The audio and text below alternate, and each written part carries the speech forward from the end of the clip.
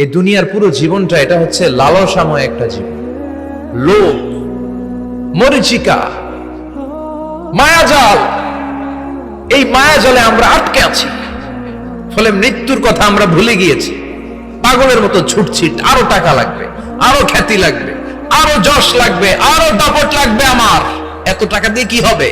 এত সম্পদ দিয়ে কি হবে? এত ব্যস্ততা দিয়ে কি হবে তোমার? স্টপ, থামুন, অনেক হয়েছে। আন্না, থামুন, take a rest, take a breath and think about death. Think that you have to go back to your Lord. একটু বসেন না, একটু ভাবেন যে আমাকে চলে যেতে হবে, চলে যেতে হবে। এই কোলাহল, এই ব্যস্ততা, এগুলো থাকবে, থাকবো না আমি। সাইয়েদনা ওমর ফারুক বলেছেন, মুতু ক্বাবলা আন তামুতু, মরার আগে একবার মরো। হাসিবু ক্বাবলা আন তুহাসাবু আলাইকুম, তোমার হিসাব নেওয়ার আগে তুমি একবার নিজের হিসাবটা করো না।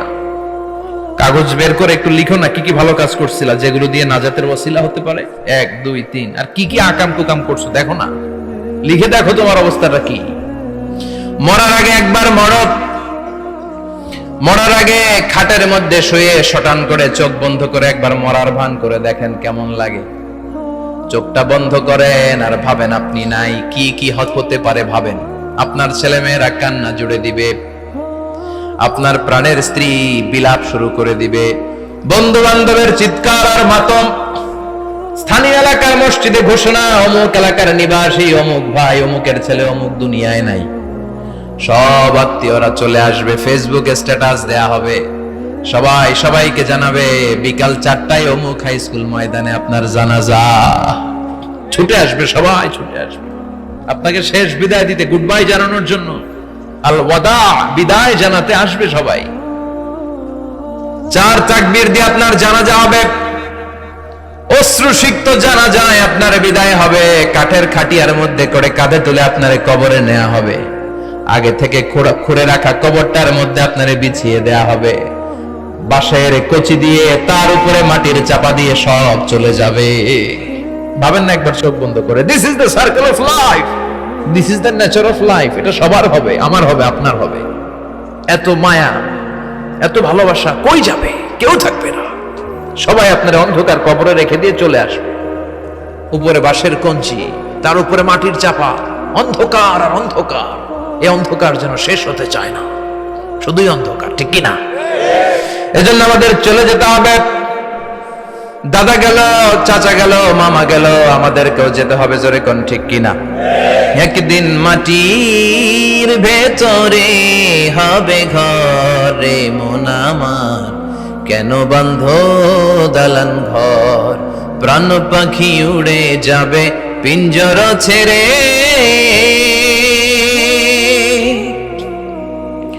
ধরা ধামে সবই রবে, তুমি যাবে চলে। বন্ধু বান্ধব যত, মাতা পিতা যারা সুত, সবই হবে তোমার পরে। মন আমার কেন বন্ধ দালান ঘর? একদিন মাটির ভেতরে হবে ঘরে মন আমার, কেন বন্ধ দালান ঘর? ঠিক কিনা? সব করে থাকবে, চলে যেতে হবে আমাদেরকে। এজন্য আখিরাতের কথা যেন আমাদের স্মরণ হয়। বিষ্ণুই বলতেন, নাহাইতুকুমান জিয়ারাতিল কবুর, আমি তোমাদেরকে কবর জিয়ারত করতে আগে নিষেধ করতাম, কিন্তু এখন নিষেধাজ্ঞা প্রত্যাহার করে নিলাম। এখন সব সময় তোমরা কবরের সামনে যাবা আর জিয়ারত করবা। কবরস্থানে জানতো বড়ুয়া কৃষ্ণপুরের এই গ্রামের কবরস্থান আছে কোন দিকে? পূর্ব দিকে আছে, গোখরার জলের ওদিকে। যান আপনারা, একটু যাবেন, একটু গেলে আখিরাতের কথাটা স্মরণ হবে। ওখানে ছোট শিশুরা শুয়ে আছে, কিশোর যুবকরা আছে, আপনার মতো তাগড়া যুবক মুরব্বীরা আছে। এরা এই এলাকায় থাকতো, এরা আকাশ থেকে নেমে আসে না, এই এলাকার সন্তান আজ নাই। একটা সার্টেন পিরিয়ড শেষে আপনিও থাকবেন না। This is the nature of life, this is the circle of life. ছোট্ট শিশু হয়ে এসেছিলেন, শৈশব, কৈশোর, যৌবন, প্রৌঢ়ত্ব। আগে ছিলেন সিঙ্গেল, বিয়ে করে হয়ে গেলেন ডবল। এরপরে আল্লাহ আপনাকে একটা মেয়ে দিল, এরপরে মেয়েকে বিয়ে দিয়ে শ্বশুর হলেন, এরপরে ওই মেয়ের ঘরে সন্তান হতে নানা হলেন। আর কতদিন? অনেক দিন হলো তো, অনেক লম্বা সময় পেয়েছেন আপনি। Think about death. এবার যাওয়ার কথা ভাবেন। আখিরাতের সামানের কথা ভাবেন, ফিরে যেতে হবে। কি শক্তিশালী যুবক, বার্ধক্য চলে আসলে লাঠি ছাড়া চলতে পারে না। কুচকুচে কালো দাড়ি সাদা হয়ে যায়, দাড়ির শুভ্রতা, বয়সের ভার, রং ধরা যৌবন জং ধরে শেষ, ঠিক কিনা? This is the circle of life. যুবক ভাইরা, এটাই জীবন, চলে যেতে হবে, কেউ থাকতে পারবে না, ঠিক কিনা? এটা রিমাইন্ডার আল্লাহ এই সূরার ভেতরে দিয়েছেন যে তোমাদেরকে ফিরে যেতে হবে, এই লোভ লালসা ছেড়ে দাও। রব্বুল আলামিন বলেন, আলহাকুমুত তাকাসুর হাত্তা যুরতুমুল মাকাবির। ও গোলাম, দুনিয়ার সম্পদ, লোভ লালসা তোদেরকে পাগল বানিয়ে দিয়েছে। এই লোভ পাগলামি কোনোদিন তোদের থামবে না যতদিন না তোরা কবরে ঢুকবি, ঠিক কিনা? কার কথা? আল্লাহ বললেন, দুনিয়ার সম্পদ আর লোভ আর মোহে তোমরা গাফেল হয়ে গিয়েছো। আখিরাতের কথা বেমালুম তোমরা ভুলে গিয়েছো, কিন্তু আখিরাতে তোমাদের যেতেই হবে, কবরের বাড়িতে তোমাদের ঢুকতেই হবে, ঠিক কিনা? যেতেই হবে, আমরা ভুলে যাই। আলহাকুমুত তাকাসুর, অতিরিক্ত পাওয়ার লোভ, বেশি বেশি খাওয়ার লোভ, বেশি বেশি জমানোর লোভ মানুষকে গাফেল বানিয়ে দিয়েছে।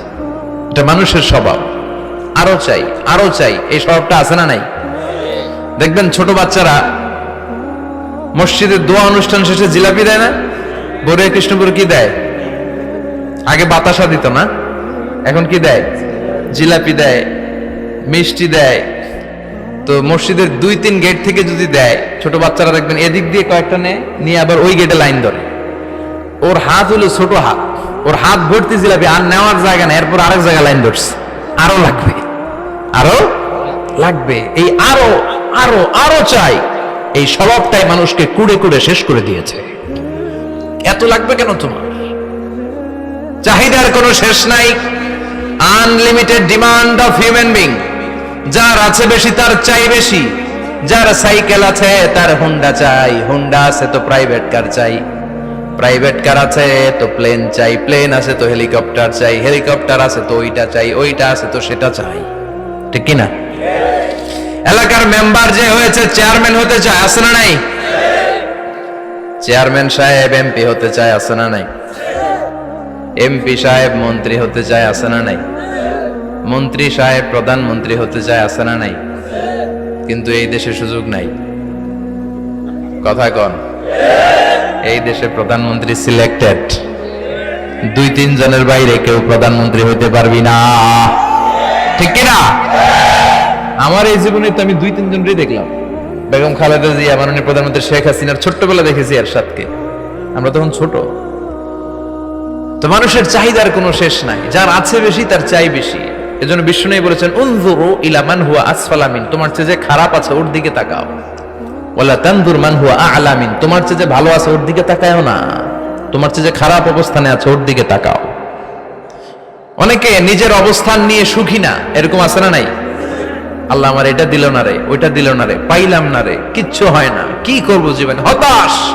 আসলে আছে কিন্তু অনেক, কিন্তু শুকরিয়া নাই, ডাকাত, ঠিক কিনা?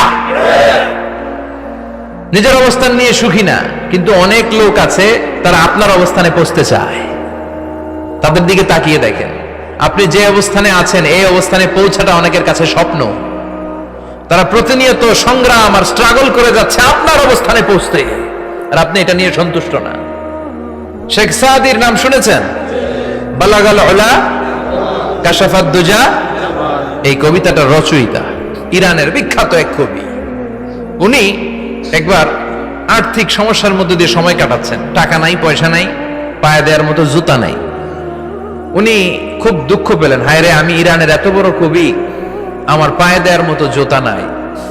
দুঃখ ভরা মন নিয়ে রাস্তায় হাঁটতে বেরোলেন। হাঁটতে হাঁটতে হঠাৎ দেখলেন একটা লোক শুয়ে শুয়ে কাঁদছে, ওই লোকটার 2টা পাই নাই, পাই নাই। উনি সেজদায় পড়ে গেলেন, আল্লাহর কাছে ক্ষমা চাইলেন, আল্লাহ অনেক দিয়েছো, শুকর আলহামদুলিল্লাহ। এজন্য যেই পরিস্থিতিতেই থাকি না কেন আমরা কি পড়ব? জোরে বলেন, কি পড়ব? এজন্য কানাতু মিনাল ইসলাম, অল্পে তুষ্ট থাকার নাম হলো ইসলাম। সম্পদ লাগবে কিন্তু সম্পদের পাহাড় লাগবে না, ঠিক কি না?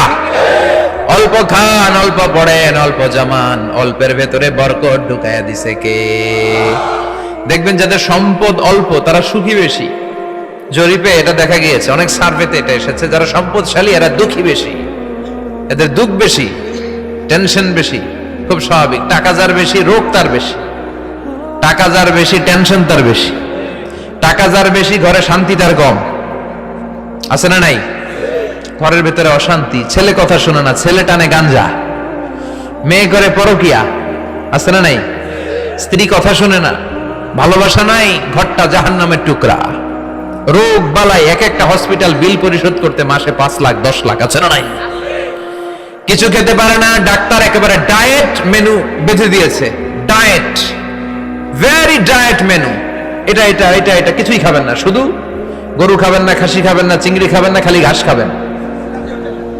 ইচ্ছে মতো ঘাস খাবেন, মানে ঘাস জাতীয় যত আইটেম আছে সব খাবেন। শাক খাবেন, সবজি খাবেন, সালাদ খাবেন। গরু, চিংড়ি, মুরগি, গোশত, ইলিশ কিছু খেতে পারে না। তাহলে রোগ বেশি, খাওয়ার মজা নাই, ঘরে সাংসারিক শান্তি নাই, খালি ব্যারাম আর ব্যারাম। ঠিক কিনা? কিন্তু সম্পদের পাহাড় ঘটেছে। আর অল্প যারা খায়, অল্প পড়ে, রিক্সাওয়ালা, কুলিওয়ালা, অল্প বেতনের চাকরি, কিন্তু হক হালালি মেনে চলে, দেখবেন শান্তি আছে অনেক। হ্যাঁ, বাসা ভাড়া দেয়, ফ্যামিলি চালায়, বাচ্চাদের স্কুল বিল, এরপরও মাস শেষে 1-2 হাজার টাকা হাতে থেকে যায়। আর ওর প্রতি মাসে 10 কোটি টাকা ইনকাম, তারপরও ব্যাংকের ঋণ আছে না নাই? সুখ কারে বলে? কিভাবে আপনি সুখকে ডিফাইন করবেন? সুখ তো টাকায় কিনা যায় না। শান্তি টাকা দিয়ে হয় না, শান্তি দেওয়ার মালিক কে?